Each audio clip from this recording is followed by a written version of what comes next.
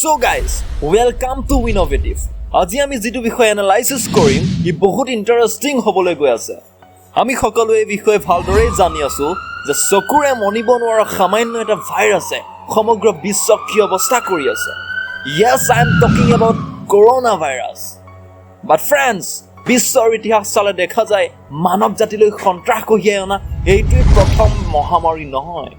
ইয়াৰ আগতেও বহুকেইটা ভাইৰাছে মানৱ জাতিৰ ধ্বংসযজ্ঞ চলাই থৈ গৈছে।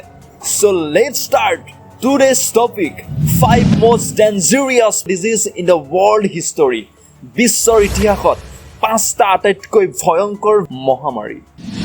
Number 1, the plague of Justinian. ইয়াক ইতিহাসৰ প্ৰথমটো পেণ্ডেমিক বুলি গণ্য কৰা হয়। 40% ইউৰোপৰ পপুলেশ্যন নিশেষ কৰিছিল এই মহামাৰীয়ে। প্ৰতিদিনে 5,000তকৈও অধিক লোকে প্ৰাণ হেৰুৱাইছিল। অতি কমেও 25 মিলিয়ন লোকৰ এই মহামাৰীত মৃত্যু হৈছিল গোটেই বিশ্বজুৰি। ৰোমান এম্পায়াৰ জাষ্টিনিয়ানৰ শাসনকালত এই মহামাৰী আৰম্ভ হৈছিল। So this is known as the plague of Justinian. King Justinian নিজেও এই মহামাৰীত আক্ৰান্ত হৈছিল, অৱশ্যে তেওঁৰ পাছত ৰিকভাৰ হয়। Number 2, the Black Death. Plague of Justinian completely নিশেষ হোৱা নাছিল। ই আছিল মাত্ৰ এটা ট্ৰেইলাৰহে, কাৰণ ইয়াৰ পৰা 800 বছৰ পাছত দি ব্লেক ডেথ ৰূপে ই পুনৰ জন্ম ল'লে আৰু ইউৰোপক মৃত্যুৰ উপত্যকালৈ পৰিণত কৰিলে। ৰিচেণ্ট চাইণ্টিফিক ৰিচাৰ্চে দি প্লেগ অফ জাষ্টিনিয়ান আৰু দ্য ব্লেক ডেথক লিংক কৰিছে এক বেক্টেৰিয়াৰ দ্বাৰা, and that is Yersinia pestis. The Black Death নামৰ এই মহামাৰী প্ৰথম উদ্ভৱ হৈছিল চাইনাত, আৰু সামগ্ৰী আদান প্ৰদানৰ জৰিয়তে এই মহামাৰী ইউৰোপ কণ্টিনেণ্ট আনকি এছিয়াও ইয়াৰ আগ্ৰাসনৰ পৰা পৰিত্ৰাণ পোৱা নাছিল। এটা কথা আচৰিত, কিন্তু প্ৰায়বোৰ ডেঞ্জাৰিয়াছ ভাইৰাছেই চাইনাত উদ্ভৱ হোৱা। 2 কোটিতকৈও অধিক মানুহৰ মৃত্যু হৈছিল এই মহামাৰী, আৰু এই ৰোগৰ লক্ষণ আছিল black spot on skin.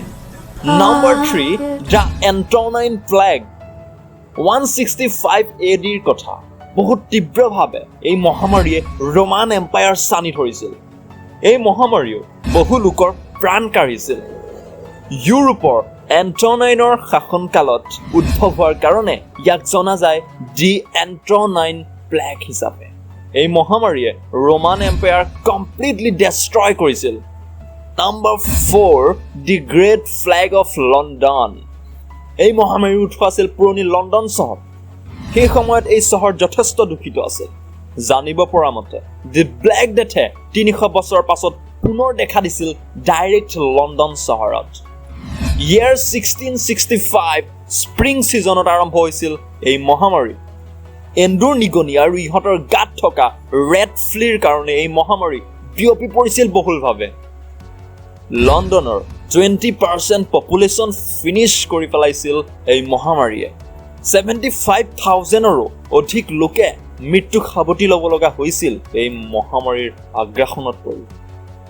Number 5, the Spanish flu. ই আছিল মানৱ ইতিহাসৰ এক ভয়াৱহ অধ্যায়। এই স্পেনিছ ফ্লু ভাইৰাছে ডাইৰেক্ট এটেক কৰে হিউমেন ৰেছপিৰেটৰী ছিষ্টেমত। 1918 চনত স্পেইনত এই ভাইৰাছ প্ৰথম আইডেণ্টিফাই কৰা হৈছিল। So it named as Spanish flu. ইয়াৰ লক্ষণ কৰোনা ভাইৰাছৰ লগত প্ৰায় মিলে। 1918 পৰা 1920লৈকে প্ৰায় 500 মিলিয়নৰো অধিক মানুহে মৃত্যুক সাৱটিব লগা হৈছিল। So friends, যদি আপোনালোকে এই ভিডিঅ'টোৰ পৰা অন্ততঃ কিবা এটা শিকিব পাৰিলে, then like and share it right now. এয়াই আছিল আজিৰ এনালাইচিছ। এনেকুৱা ধৰণৰ আৰু ইনফৰ্মেটিভ ভিডিঅ'ৰ কাৰণে stay connected with Innovative. This is Dave Rotem signing out.